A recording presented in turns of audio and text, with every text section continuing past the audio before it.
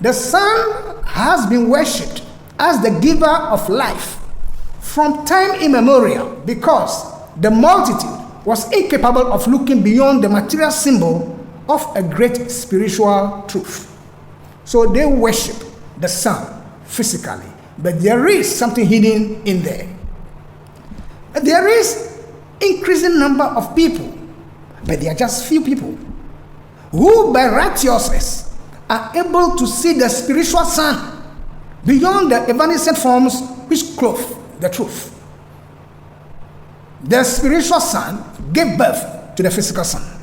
The reflection of Jehovah God is the outer part of the sun, the photosphere. And at the same time, Jehovah is the regent of all moons in our solar system. The physical reflection of Christ is the inner part of the sun, while the Father is the energy behind the sun. He is the one who nobody is capable of seeing without first merging with or going through the sun, the Christ. All heavenly bodies, including our planet, are crystallization of spirit in matter, its negative pole. All forms are expression of the negative pole of the spirit. The Earth planet, this Earth planet as we have it, as we know it, is a great spirit that has crystallized its bodies to host human beings, just like how the human body hosts trillions of cells, and the spirit of every human being dwells in the dense body, yet unseen. We say again on our platform that the closest we have of the physical manifestation of the throne of the God of our solar system is the sun. The whole solar system, the whole of our solar system is the reflection of the physical kingdom of God. The planets are like the organs, and the beings on the various planets of our solar system are like cells within God.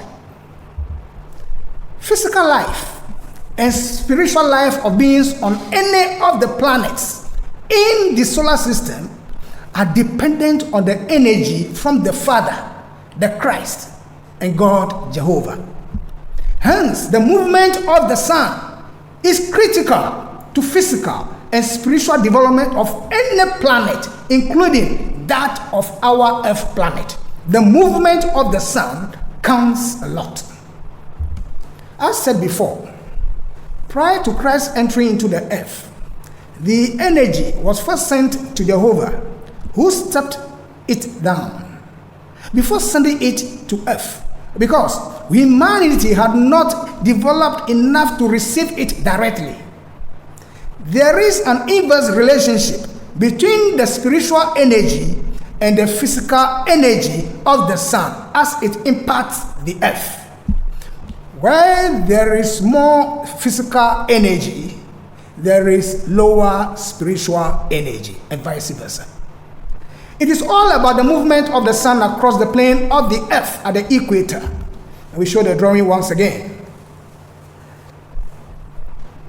The sun's path crosses the plane of the earth's equator, going northward on March 21st, and crosses the plane of the earth's equator, going southward September 21st. So the movement of the sun counts a lot. The physical solar energy reaches its highest expression in mid-summer, somewhere in June, when the days are longest and the nights are shortest. Because the rays of the sun then fall directly on the northern hemisphere. At that time, the spiritual forces are the most inactive because there is a lot of the physical rays, a lot of human activity. So concentration on the spiritual things becomes low. On the other hand, in December, during the long winter nights, the physical force of the sun is dormant, and the spiritual forces reach their maximum degree of activity. In parts of the globe, say parts of Africa, it may not be winter, but very dry and dusty weather conditions that make physical activities more difficult to carry out. The same situation applies. The physical force of the solar orb of the sun is dormant, and the spiritual forces reach their maximum degree of activity. If you are in doubt, just observe the vegetation around the world around this time, December going. The plants are highly inactive.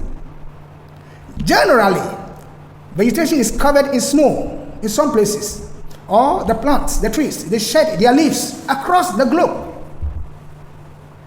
Starting September, and we are going to give a hint, starting September, there is a change in the Earth's atmosphere. A light begins to glow in the heavens. It seems to pervade the whole solar universe, the whole solar system. Gradually, that light grows more intense and seems to envelop our globe, the Earth planet.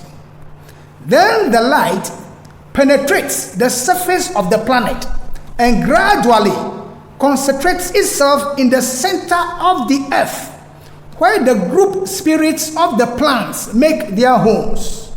Vegetation, as we see it, there are beings in charge of them.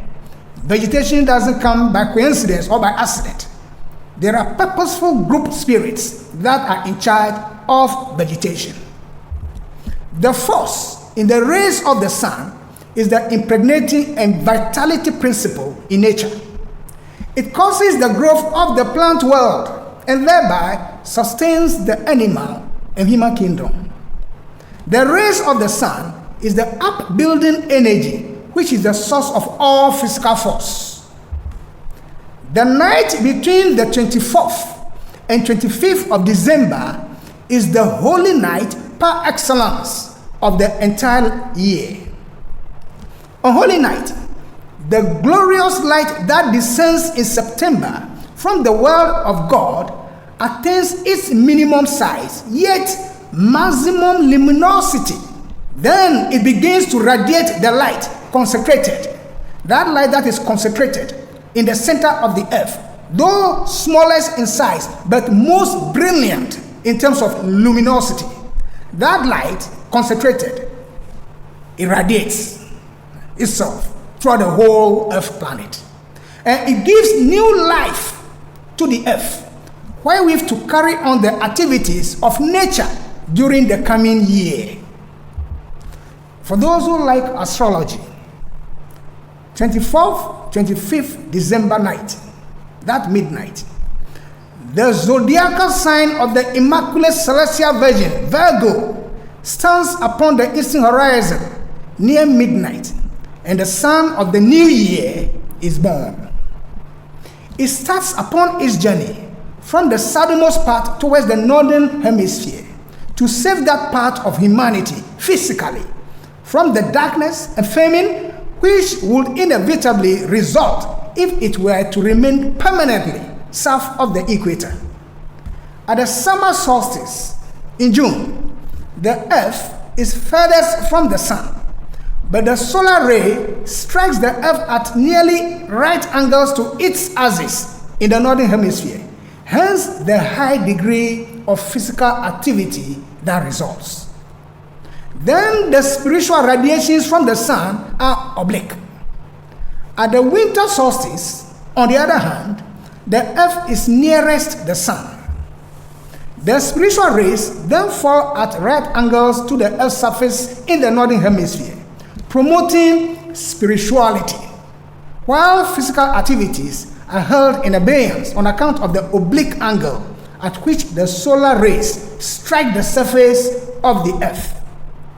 On this principle, physical activities are at their lowest ebb, and the spiritual forces reach their highest tidal flow on the night between the 24th and the 25th of December, which is therefore the most holy night of the year. To the people of the northern hemisphere, the sun is directly below the earth, and the spiritual influences are strongest in the north at midnight of the 24th December. That being the case, it follows as a matter of course that it will then be easiest for those who wished to take a definite step towards initiation to get in conscious touch with the spiritual son, especially for the first time. Under the old dispensation, the path to initiation was not open to all. It was for only the chosen few. Some might seek the path, but only those who were guided to the temples by the spiritual teachers found entrance.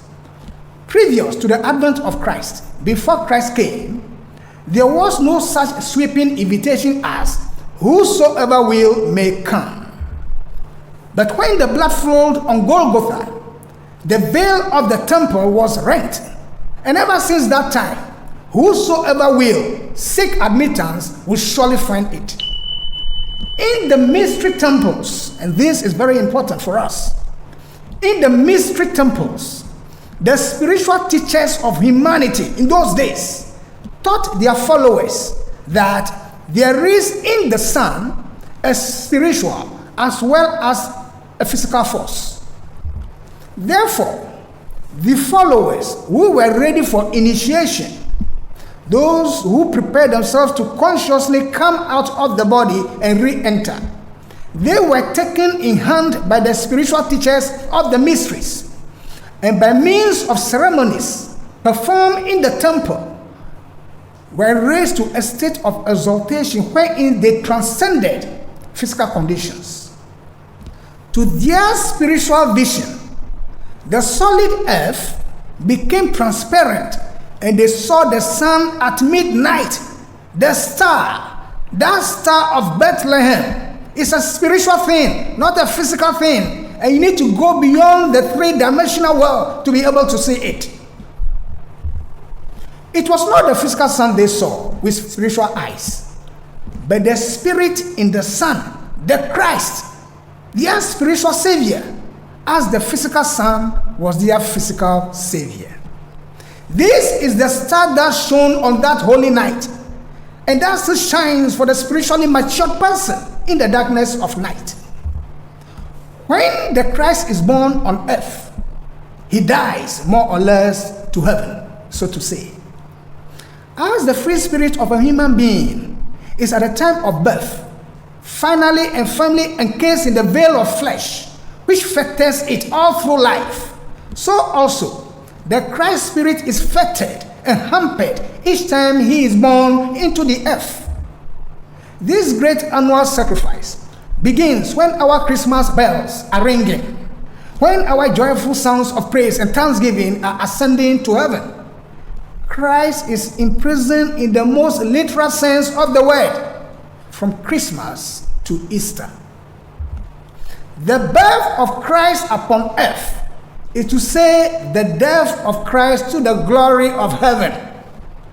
That at the time when we rejoice at his annual coming, he is invested again with the heavy physical load. In this heavy body, he is then encrusted, and anxiously he waits for the day of final liberation. The Christ Spirit comes to earth each year, roughly 6 months, and then withdraws into the higher worlds for another 6 months. Christmas is for Christ the commencement of a day of physical life, the beginning of a period of restriction. But at Easter, he departs the earth to his Father in the world of God. But this coming and going is not forever.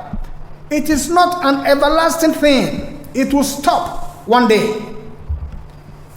Let us look at the Christ within and the soul body. If we do not develop the Christ within, let us forget about meeting the Christ without. Filling up every space, no privacy. And silently, we can build and build until you finally see. Whoa, it's taking over, damn no closure, moving closer. No exposure, I just wanna be a loner. Some can't stay sober, looking over all this.